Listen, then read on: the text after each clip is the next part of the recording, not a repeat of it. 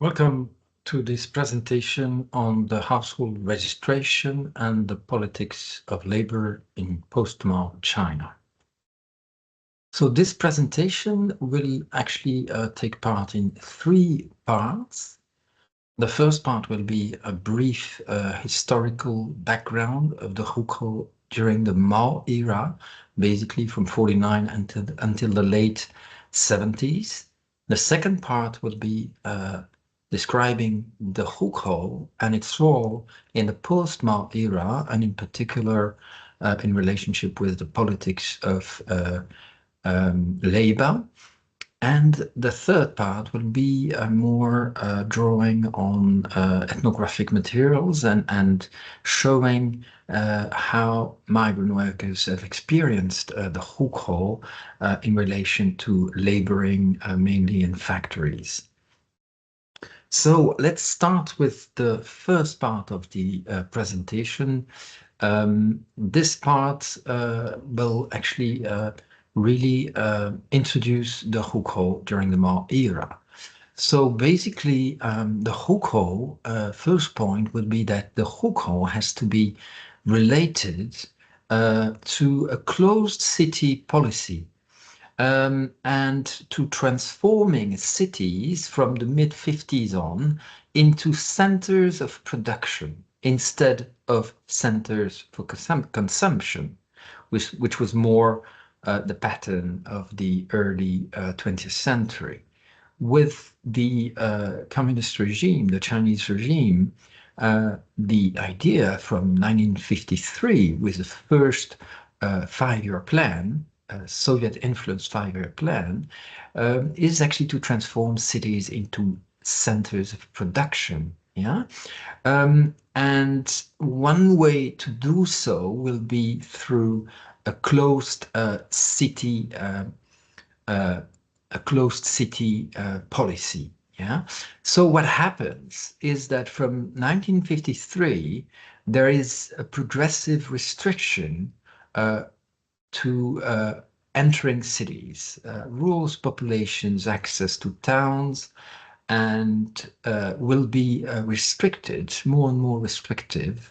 And the idea basically of the hukou, but before the hukou is actually really implemented, the idea is actually to fix rural people to the land and to prevent individual agriculture, basically. So agriculture is being collectivized basically in 1955, 56. So that goes, this collectivization goes with trying for the state to fix peasants to their land, yeah, to give them land rights, but at the same time to fix them there, and thereby to make that spontaneous migration actually becomes illegitimate. Only organized migration, transfer of population towards, for instance, the borderlands of China are legitimate. I mean, in spontaneous migration, it will not be allowed from the mid-50s on, actually. Yeah. So basically,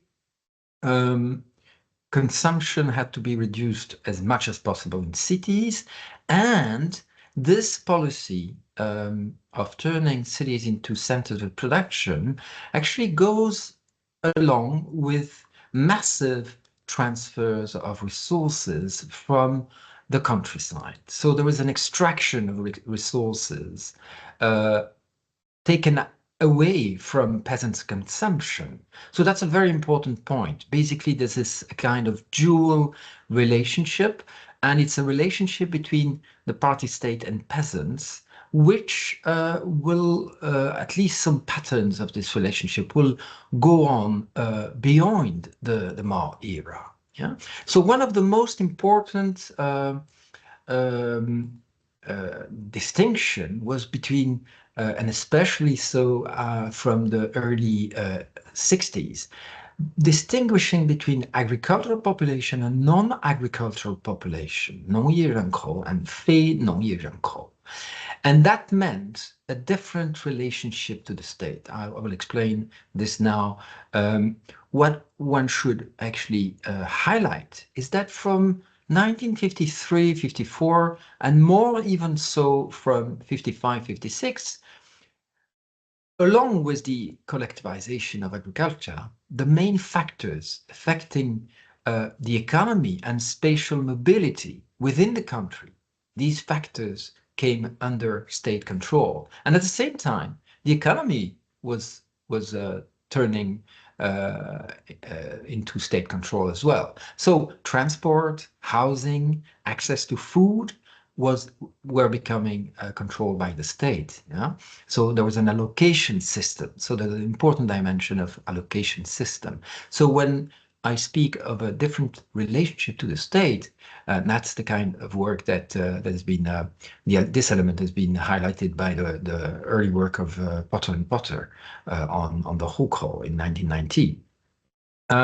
So basically, this relationship to the state is that the state is responsible for the well-being of urban dwellers. That means providing subsidized food, providing healthcare, housing, and a number of public goods and services.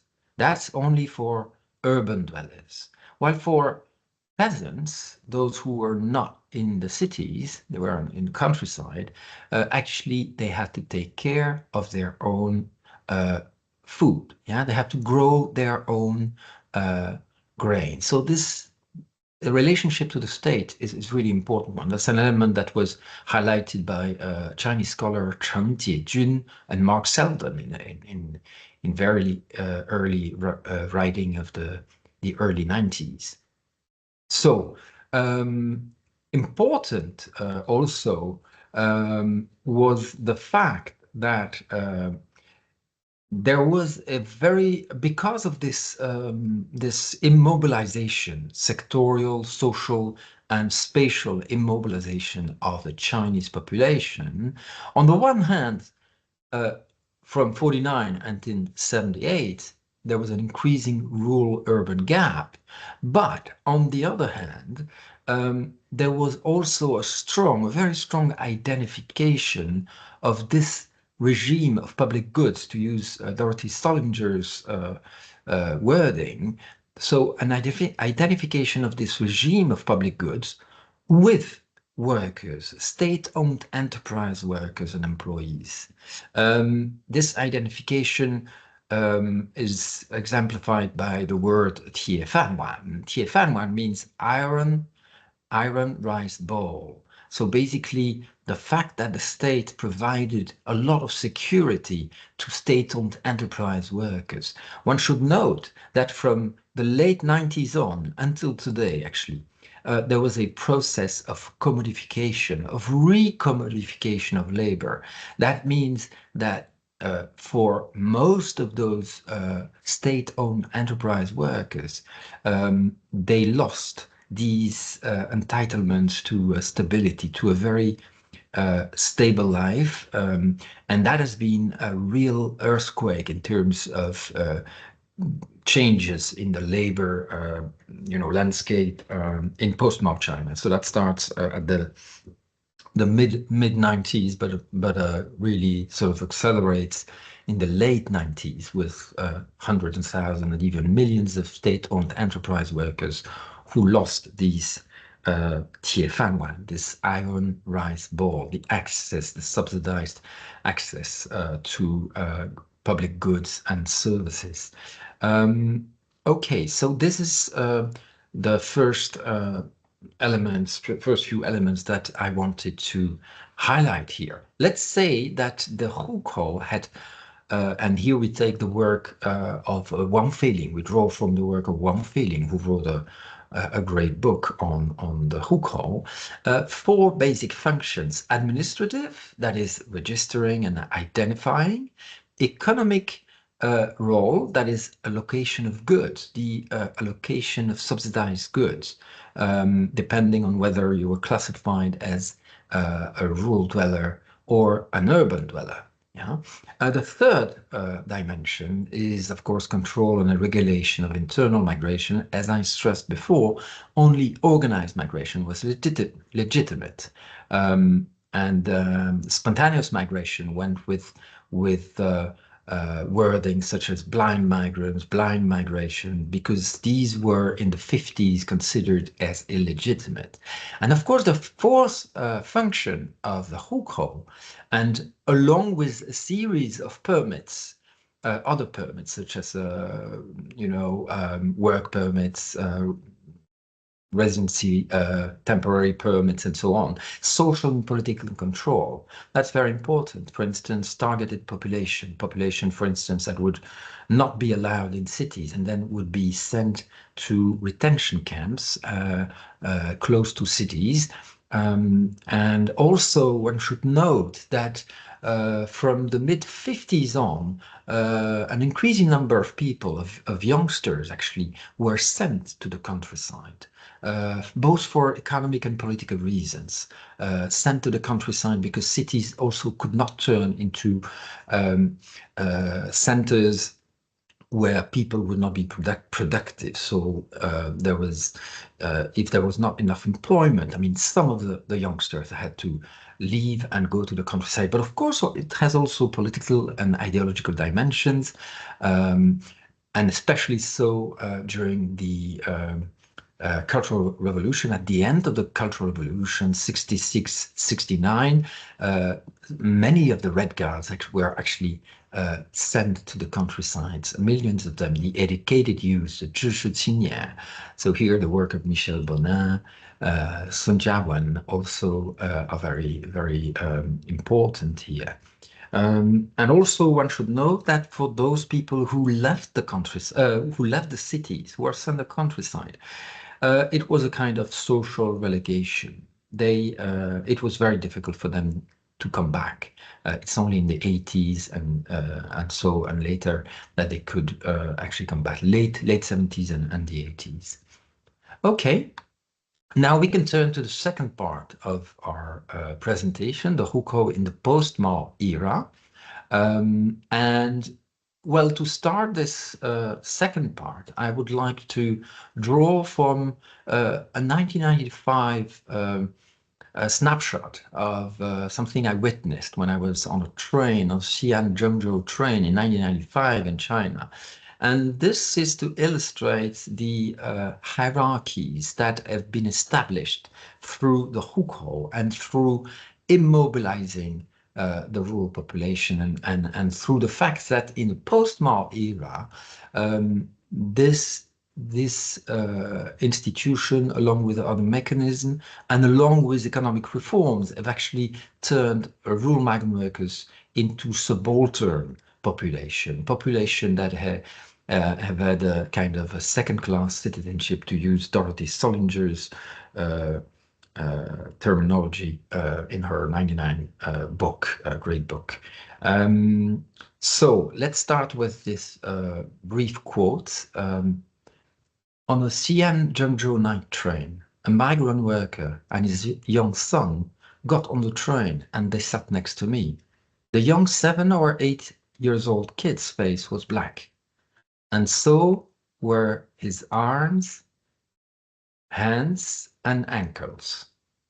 When I first saw him, I remember having wondered how his skin could be so black, so dirty.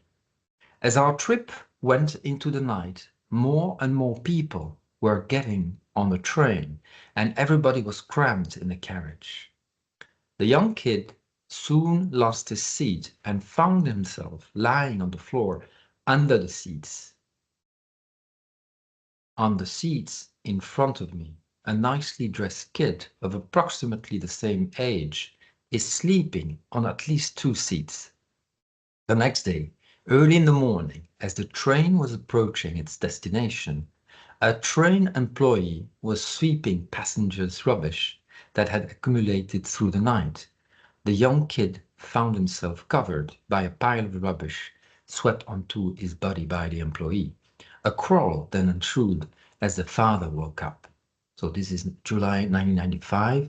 personal diary, and this is just to show and to provide an illustration, the kind of strong political, economic, and moral hierarchization that have been produced and historically produced. And actually, what one could summarize the status and the construction of a subaltern status for rural migrant workers, but with this formulation. In post-Mao China, rural migrants stand at the core of matrices of power, and this idea of matrices of power I borrow from Sherry Ortners, an anthropologist, historically, culturally, and institutionally constituted. That is, the rural-urban chasm, the reform institutions and mechanism of population control, and of appropriation of labor, a whole network of multi-layered normative discourses aimed at raising the quality of rural people. So there are elements that are related to the economy here, to history, and also to norms and to turning migrants into targets for kind of pedagogy, and the idea of raising the quality of the population, with migrants, rural people having to strive to get closer to attitudes and status of urban dwellers, basically. So the idea is basically that they have to work on themselves, to transform themselves, to be able to get closer to modernity somehow, which is categorized or sort of symbolized by city life and middle-class consumer lifestyles. Yeah. Okay, so let's turn now to further explanations on the hukou in the post-Mao era. So one of the roles of the hukou, along with other permits, within the post-Mao era, with the launch of economic reforms, has been the externalization of migrant labor, or the organization and perpetuation of the supply of labor power, or, as Robin Cohen, great migration scholar, wrote, producing a labor repressive system. Basically, the externalization of migrant labor means that the hukou function basically a bit like a passport to turn migrants, rural migrants, into internal aliens within China. So somehow being able to draw from their labor power, extracting the labor power, but at the same time, the reproductive cost, that is education, healthcare, and so on, would be basically minimized because of this status as kinds of aliens within their own country. Yeah. Another very, very important point, which I will a bit elaborate a little bit in the next slide, is basically that the hukou, along with other mechanisms, actually helped to discipline workers within the factories, but also outside in public space. Yeah. So on the one hand, the labor regimes were very, very tough, were disciplinary. But at the same time, outside factory space, within public spaces, there was the production of the production of precariousness for rural migrants, especially from the 80s until the early 2000s. And also the hukou, again, along with the political economy of labor, the kind of policies being devised, the kind of laws being devised, but also the practices at the local level, has been able to produce various forms of labor supply. So basically various pools of labor have been produced by different political institutional configurations. For instance, the eastern part of China, the coastal areas from the 80s on, and especially in the 90s, Shenzhen, for instance, the most important and the first special economic zone, Shenzhen in Guangdong province, for instance, the development and the foreign direct investments, and also the concentration of workers, of rural labor within, the special economic zone and the coastal areas, led to a lot of violence. We'll show that in a minute, with a lot of exploitation and a lot of violence put on workers. But at the same time, there were NGOs, grassroots organizations that developed. The legislation also developed further, and people started to better protect their rights. There was also the second generation of migrant workers, which was more aware of their rights than the first generation. The first generation being those migrants that migrated in the 80s and early 90s. But then the second generation of migrant workers were better educated. Many of them had not labored in the countryside, and so they were more demanding. What happened then when the eastern part of China, the labor tension became greater?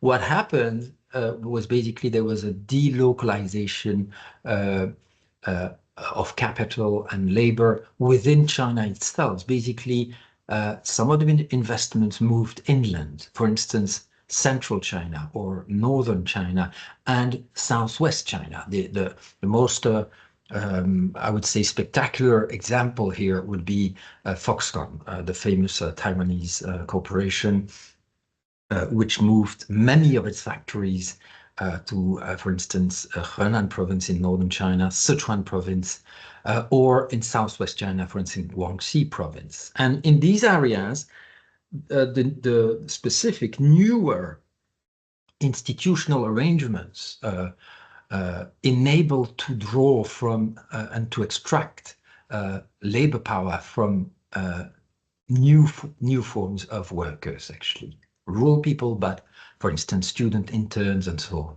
So this is something that is very interesting because it relates also to the something that happened at the world level in terms of migratory flows and the flow of capital. So the hukou in the post-Mao era, and here I focus a little bit on the case of the Pearl River Delta in the 80s, and even more so from 1993-94, which was the second phase of economic reforms, basically when the reforms went much further in terms of commodification of labor, land, and so on.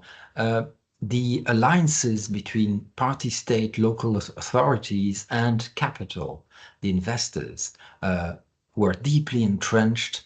So basically there was huge revenue from hiring workers for local governments, and the revenue of workers declined during the 90s. It only started to increase in the 21st century, especially from after 2005.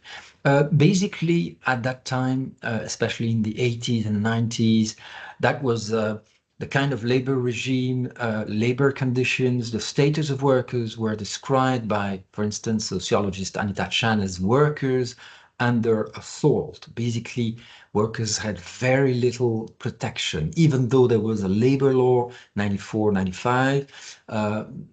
The protection was very very inefficient, and so basically workers were at a very much disadvantaged in this relationship with capital and the government. So that led to what Li Qingquan called, sociologist Li Qingquan called decentralized legal authoritarianism. So the decentralization was very strong. So basically local authorities having much leeway in attracting capital and labor and providing infrastructures. But at the same time, the labor law and the contract law in 2007, for instance, developed. And that created tensions between, on the one hand, protection, the law, and on the other hand, local practices, local governments, so patterns of empowerment on the side of workers, but also disillusion. Of course, the work of Pun Ngai in 2005 was her first book, but then several other writings shows that very, very well indeed. The second half of the first decade of 21st century, I've already alluded to the second generation of rural workers, more organized contention, the increase in workers' revenues from 2010 in particular, and more protective labor regimes. Caxton Show actually in his 2019 book speaks of more conciliatory, despotic labor regimes, a mix of hard and soft management methods. But again, there is a great capacity of the state-corporate nexus to actually develop new alliances. And that has been very well documented in Jenny Chan, Pun Ngai, and Mark Selland's book on Foxconn, Dying for an iPhone, which shows really very, very well how the state corporate nexus actually developed to produce smartphones, iPads, tablets, and so on. And that's a very interesting book.